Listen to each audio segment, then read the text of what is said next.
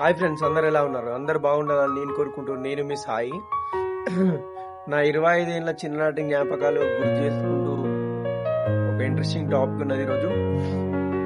నా చిన్ననాటి జ్ఞాపకాలను గుర్తు చేసుకుంటూ నా జీవితంలో ఎంత దూరం వచ్చిందో నాకు అర్థమవుతుంది.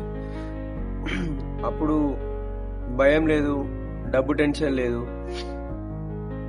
ఒక చిన్న సైకిల్ని మెడలో వేసుకొని చిన్న బ్యాచ్ ఫ్రెండ్స్ ఉంటే చాలు, ప్రపంచం మొత్తం మనదే అనిపించేది. అమ్మ పిలుపులో ప్రేమ ఉండేది. నాన్న మధ్యలో బాధ్యతలు ఉండేది. కళ్ళు చిన్నవైన నవ్వులు పెద్దవి.